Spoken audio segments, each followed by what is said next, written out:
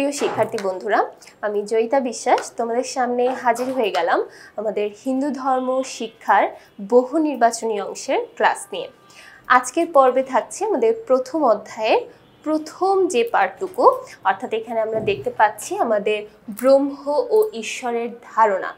এই অংশ থেকে যে বহু নির্বাচনী প্রশ্নগুলো থাকছে, অর্থাৎ ব্রহ্ম সম্পর্কিত এবং ঈশ্বর সম্পর্কিত যে প্রশ্নগুলো আমাদের পাঠ্যপুস্তক থেকে থাকতে পারে অথবা বহু নির্বাচনী প্রশ্নে থাকতে পারে, সেই প্রশ্নগুলো নিয়েই আজকের পর্বে আমরা আলোচনা করতে যাচ্ছি।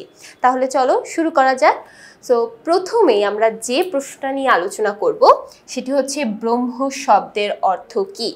এখানে তোমরা জেনে থাকবে যে প্রশ্নগুলো অতি গুরুত্বপূর্ণ সেই প্রশ্নগুলোকে কিন্তু লাল রং করে মার্ক করা হয়েছে, এবং যে প্রশ্নগুলো তার চেয়ে একটু কম গুরুত্বপূর্ণ সেগুলোকে আমরা মেরুন কালার দিয়ে মার্ক করেছি, এবং যেটা তার চেয়েও কম গুরুত্বপূর্ণ অর্থাৎ কিছুটা গুরুত্বপূর্ণ আমরা বলতে পারি, সেই প্রশ্নগুলোকে আমরা কালো রঙের মাধ্যমে প্রেজেন্ট করেছি।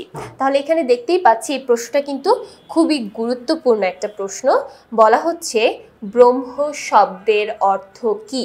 ব্রহ্ম শব্দের অর্থ কিন্তু আমাদের বইয়ে খুব সুন্দর করে দেওয়া আছে। ব্রহ্ম শব্দের অর্থ যেটা সর্ববৃহৎ বা সবচেয়ে বড়, এর চেয়ে বড় আসলে আর তেমন কিছু হতেই পারে না। তাহলে এখানে আমাদের ব্রহ্ম শব্দের অর্থ হবে সর্ববৃহৎ, অর্থাৎ খ নং অপশন। তারপর থাকছে 2 নং প্রশ্ন।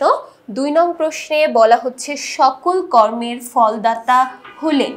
সকল কর্মের ফলদাতা হলেন অবশ্যই এখানে হবে ঈশ্বর। আমাদের প্রত্যেকটা কর্ম, আমরা কখন কি কাজ করছি, প্রত্যেকটা কর্মের ফল লাভ আমাদের অবশ্যই করতে হয়, এবং এই কর্মের ফল দাতা অর্থাৎ এই কর্মের ফল আমাদেরকে দিয়ে থাকেন ঈশ্বর। তুমি ভালো কাজ করলে অবশ্যই ভালো ফল পাবে, খারাপ কাজ করলে খারাপ ফল পাবে, এবং এই ভালো খারাপের যে ফলদাতা তিনি হচ্ছেন ঈশ্বর। তারপর 3 নং প্রশ্ন, এটাও কিন্তু আরেকটা খুবই গুরুত্বপূর্ণ প্রশ্ন। এখানে বলা হচ্ছে ওম এর পূর্ণ রূপ আসলে কোনটি হবে। এখানে 4টি অপশন দেখতে পাচ্ছি, তার মধ্যে থেকে আমাদের এর উচ্চারণটা যদি আমরা খেয়াল করি, উচ্চারণটা হবে অ, সরি অ, তারপরে রস্যু এবং তারপরে ম, অর্থাৎ ওম, এরকম উচ্চারণটা হবে ওম। আচ্ছা, এরপর আমরা চলে যাচ্ছি আমাদের পরবর্তী প্রশ্ন, 4 নং প্রশ্ন। ঈশ্বরের সহস্র মস্তক এবং চক্ষুর কথা বলা হয়েছে কোথায়। ঈশ্বরের সহস্র মস্তক আছে এবং অনেক চক্ষু আছে, এই কথাটা কোথায় বলা হয়েছে। এই কথাটা বলা হয়েছে বেদে। বেদের ঋগ্বেদে এর উল্লেখ করা আছে। তাহলে এর অর্থটা হচ্ছে সহস্র বলতে বোঝানো হয় হাজার, মানে হাজার হাজার, অনেক মস্তক এবং অনেক চক্ষু আছে, অর্থাৎ অনেক মাথা এবং অনেক চোখ আছে, এই কথাটা বলা হয়েছে বেদে। তারপর বলা হচ্ছে ভক্তের কাছে ঈশ্বর কি, এবং এখানে দেখো সিরিয়ালি প্রত্যেকটা 3টা, আমাদের বইয়ে টোটাল 3টা জিনিস দেওয়া আছে। ভক্তের কাছে ঈশ্বর কেমন, যোগীর কাছে ঈশ্বর কেমন এবং জ্ঞানীর কাছে ঈশ্বর কেমন, 3টাই কিন্তু আমরা সিরিয়ালি দেখতে পাচ্ছি, এবং 3টাই কিন্তু আমাদের প্রশ্নে চলে আসতে পারে, যে কোনো একটা প্রশ্নে চলে আসতে পারে। তাহলে ভক্তের কাছে ঈশ্বর ভগবান, ভক্ত যে ভক্তি ভরে ডাকছে তার কাছে ঈশ্বর ভগবান। যে যোগী অর্থাৎ যোগ সাধনার মাধ্যমে আরাধনা করার চেষ্টা করছে তার কাছে ঈশ্বর পরমাত্মা, তার কাছে ঈশ্বর পরমাত্মা। এবং যে জ্ঞানী, জ্ঞানীর কাছে ঈশ্বর ব্রহ্ম, অর্থাৎ জ্ঞানী বিশ্বাস করে ঈশ্বর হচ্ছে ব্রহ্ম বা সর্ববৃহৎ, যার চেয়ে দ্বিতীয় আর কেউ নেই। তাহলে আমরা এই 3টাই মনে রাখবো, ভক্তের কাছে ঈশ্বর ভগবান, যোগীর কাছে অর্থাৎ যে যোগ সাধনা করছে তার কাছে ঈশ্বর পরমাত্মা, এবং যিনি জ্ঞানী, জ্ঞানীর কাছে ঈশ্বর ব্রহ্ম। তারপর 8 নং প্রশ্নে বলা হচ্ছে বিনয় দাস এক মন এক ধ্যানে ঈশ্বরের সাধনা করে যোগী হয়েছেন। দেখো এখানে কথাটা বলা হয়েছে যোগী হয়েছেন, তিনি যোগী। তাহলে যে যোগী তার কাছে ঈশ্বরের পরিচয় কি। যে যোগী তার কাছে ঈশ্বরের পরিচয় আমরা একটু আগেই পড়েছি, সেটা হচ্ছে পরমাত্মা। যিনি যোগী সে বিশ্বাস করেন ঈশ্বর হচ্ছে পরমাত্মা, অর্থাৎ প্রত্যেকটা জীবের মধ্যেই তার অবস্থান আছে। তারপরে স্বয়ম্ভু, স্বয়ম্ভু মানে হচ্ছে যেটা নিজে নিজেই তৈরি হয় বা নিজে নিজেই সৃষ্টি হয়ে যায়। তাহলে এখানে স্বয়ম্ভু শব্দের অর্থ যা নিজে নিজে সৃষ্টি হয়। স্বয়ম্ভু মানে যা স্বয়ং উদ্ভূত হয় বা স্বয়ং তৈরি হয়, এমন কোনো কিছুকে বোঝানো হয়। তারপর বলা হচ্ছে আত্মা যখন নিজের মধ্যে অবস্থান করেন তখন তাকে কি বলা হয়? আত্মা যখন নিজের মধ্যেই থাকে, যে আত্মা বা যার আত্মা সেটা তার নিজের মধ্যেই অবস্থান করছে, অন্য কোথাও বা অন্য কোনো দেহে নেই, তখন আমরা সেটাকে বলি পরমাত্মা। তার মানে ঈশ্বর হচ্ছে পরমাত্মা, কারণ ঈশ্বরের যে আত্মা বা ঈশ্বরের যে সোল সেটা ঈশ্বরের মধ্যেই অবস্থান করে। আবার ঈশ্বরের এই আত্মা যখন বিভিন্ন জীবের মধ্যে অবস্থান করে তখন আমরা সেটাকে বলে থাকি জীবাত্মা। তাহলে আত্মা যখন নিজের মধ্যেই থাকবে, যে আত্মা সেটা তার নিজের মধ্যেই অবস্থান করছে, তখন আমরা সেটাকে বলবো পরমাত্মা। তারপর ওম শব্দটি দ্বারা কয়জন দেবতাকে বোঝানো হয়েছে? ওম শব্দটি দ্বারা 3 জন দেবতাকে বোঝানো হয়। সেটা হচ্ছে ব্রহ্মা, তারপরে আছে বিষ্ণু এবং তারপরে আছে মহেশ্বর বা শিব। তাহলে এই ওম শব্দ দ্বারা আমরা সাধারণত ব্রহ্মকে বুঝি এবং ব্রহ্মের মধ্যে 3 জন দেবতাকে আমরা একসঙ্গে বুঝিয়ে থাকি। 3 জন দেবতা হচ্ছে ব্রহ্মা, বিষ্ণু এবং শিব বা মহেশ্বর। পরবর্তী প্রশ্ন 12 নং প্রশ্নে বলা হচ্ছে কার মধ্যে সকল কিছুর অবস্থান? কার মধ্যে সকল কিছুর অবস্থান? ব্রহ্ম বা ঈশ্বরের মধ্যে সকল কিছু, এই পৃথিবীতে যা যা কিছু আছে প্রত্যেকটা জিনিসের অবস্থান থাকে। তারপর 13 নং প্রশ্ন অনাদি পুরুষকে? অনাদি পুরুষ ঈশ্বর। অনাদি বলতে বোঝানো হয় যার কোনো আদি নেই বা যার কোনো শেষ নেই। অনাদি বলতে যার কোনো শেষ নেই সেটাকে বোঝানো হয়। তাহলে অথবা যার কোনো পূর্ববর্তী কোনো পুরুষ বা আদি কোনো কিছু নেই, সে হচ্ছে অনাদি। তারপরে 14 নং রামাই ঘোষ একজন জ্ঞানী ব্যক্তি, তার কাছে ঈশ্বরের পরিচয় কি? আমরা জানি জ্ঞানী যে ব্যক্তি তার কাছে ঈশ্বর হচ্ছে ব্রহ্ম। তাহলে এই জ্ঞানী ব্যক্তির কাছে ঈশ্বর ব্রহ্ম। তারপর 15 নং প্রশ্ন ঈশ্বর সকলের প্রভু, সর্বজ্ঞ, বিশ্বের কারণ। ঈশ্বর আমাদের সকলের প্রভু অর্থাৎ সকলের ওপরে অবস্থান করছে। সর্বজ্ঞ বলতে বোঝানো হয় যার অবস্থান সব জায়গাতেই আছে, যিনি সব জায়গাতেই বিরাজমান, তাকে বোঝানো হচ্ছে সর্বজ্ঞ।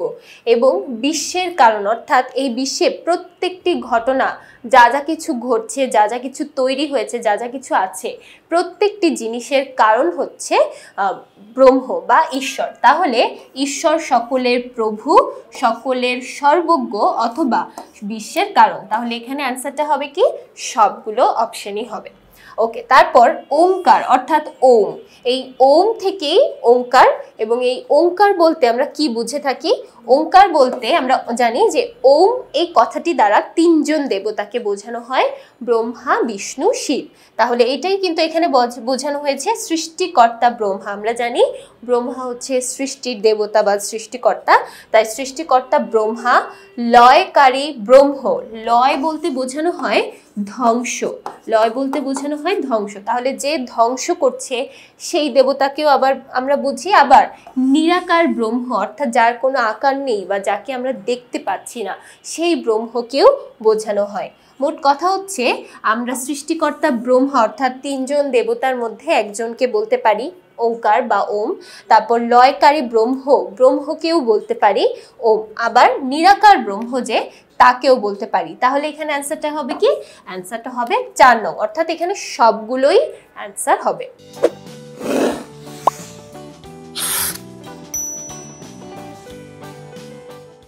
তারপর 17 নং প্রশ্নে চলে যাচ্ছি।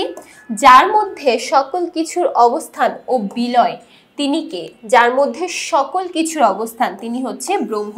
অবশ্যই আমরা অপশনগুলো একটু খেয়াল করব। দেখো এখানে কিন্তু ব্রহ্মও আছে, ব্রহ্মাও আছে।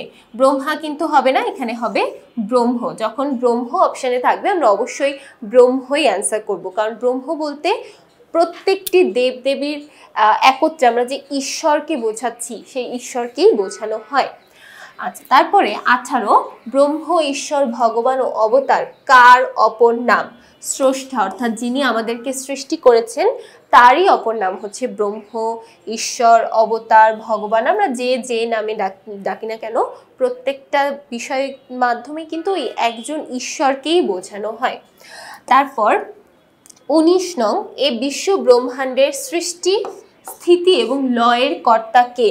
সৃষ্টি, স্থিতি, লয়ে বিশ্বে যা যা কিছু ঘটছে প্রত্যেকটা জিনিসের একমাত্র কর্তা বা প্রত্যেকটা জিনিসের কারণ হচ্ছে ব্রহ্ম বা ঈশ্বর। তাহলে এখানে অপশন যাই থাকুক না কেন আমরা অবশ্যই ব্রহ্ম বা ঈশ্বরই অ্যান্সার করব, কারণ ঈশ্বরই হচ্ছে প্রত্যেকটা জিনিসের কারণে পৃথিবীতে যা যা কিছু ঘটছে, যা যা কিছু ঘটবে প্রত্যেকটা জিনিসই ঈশ্বর বা ব্রহ্মের মাধ্যমে হয়। তারপর 20 নং প্রশ্ন, ব্রহ্মকে কেউ দেখতে পায় না কেন? ব্রহ্মকে কেন দেখতে পাওয়া যায় না? কারণ তিনি সর্বব্যাপী বলে। তিনি সর্বব্যাপী বলে, সর্বব্যাপী মানে তিনি সর্বত্র আছেন, প্রত্যেকটা জায়গাতেই আছেন, তাই আমরা তাকে দেখতে পাই না। ঠিক আছে। আচ্ছা, তারপরে পরবর্তী প্রশ্নে চলে যাচ্ছি। 21 নং প্রশ্ন, নিত্য, মুক্ত এবং জ্যোতির্ময় কে? নিত্য, মুক্ত, জ্যোতির্ময় তিনি হচ্ছেন ব্রহ্ম। নিত্য মানে সর্বত্র আছেন বা প্রত্যেক দিনকার প্রত্যেকটি বিষয়ের একটা বিষয়।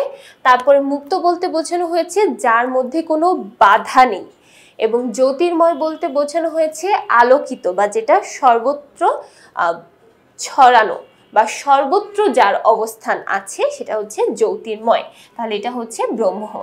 আত্মাকে কখন পরমাত্মা বলা হয়? আত্মাকে কখন আমরা পরমাত্মা বলি?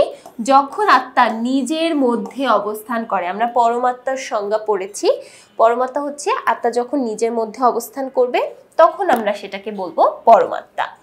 23 নং, কাকে ওমকার বলা হয় বা কাকে ওম বলা হয়? অবশ্যই ব্রহ্মকে, কারণ ওম বলতে ব্রহ্মকেই বোঝানো হয়। 24 নং প্রশ্ন, কোনটি ওমকার শব্দের সংক্ষিপ্ত রূপ?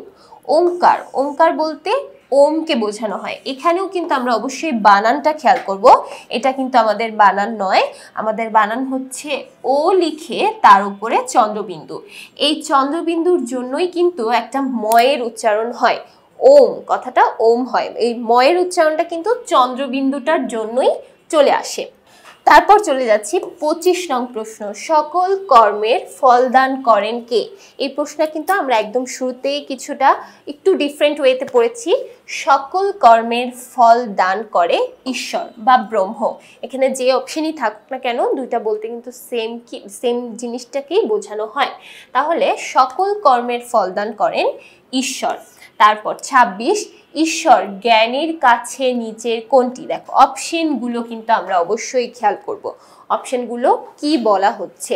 তাহলে জ্ঞানীর কাছে ঈশ্বর ব্রহ্ম, জ্ঞানীর কাছে ঈশ্বর ব্রহ্ম।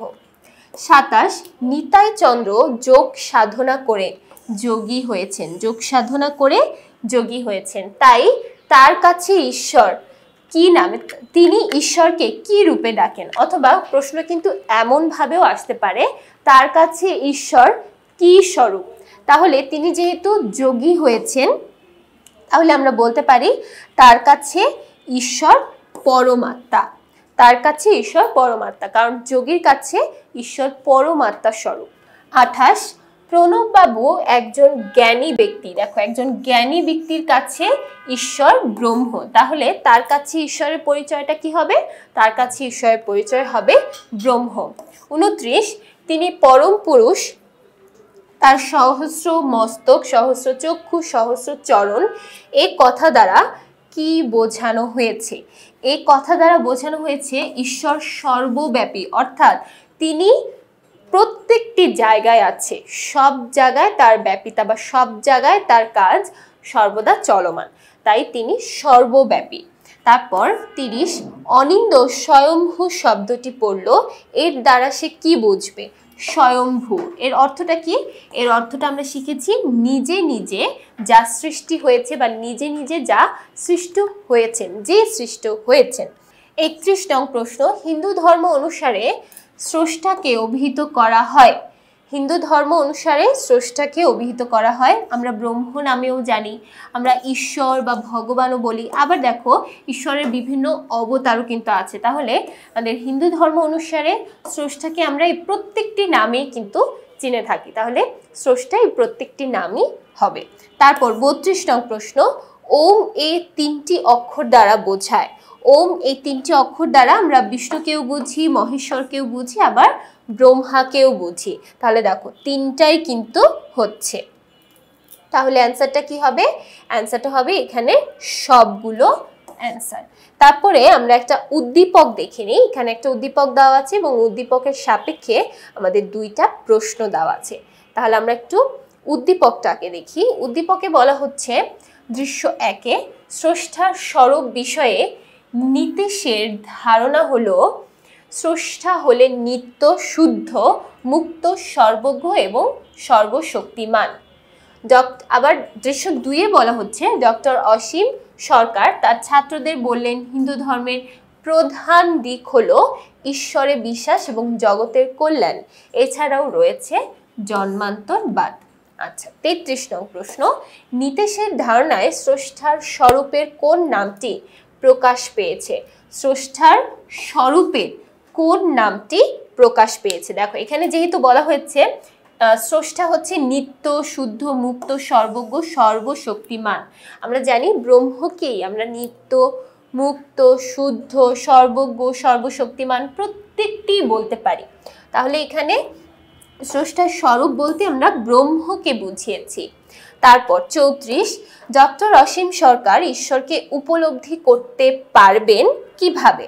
ডক্টর অসীম সরকার ঈশ্বরকে উপলব্ধি করতে পারবেন সাকার রূপে, আকার, নিরাকার রূপে, আত্মা রূপে। দেখো ঈশ্বরকে কিন্তু সকল রূপেই আমরা উপলব্ধি করতে পারি। সাকার রূপে অর্থাৎ বিভিন্ন দেবদেবীর প্রতীক বা মূর্তির মাধ্যমে আমরা উপলব্ধি করতে পারি, নিরাকারভাবে অর্থাৎ ধ্যান ধারণার মাধ্যমে উপলব্ধি করতে পারি, আবার আত্মা রূপে অর্থাৎ এই যে প্রত্যেকটি জীবের মধ্যে যে আত্মা আছে, প্রত্যেকটি জীব যে এই পৃথিবীতে এক্সিস্ট করছে, এর মাধ্যমেও কিন্তু আমরা ঈশ্বরকে উপলব্ধি করতে পারি।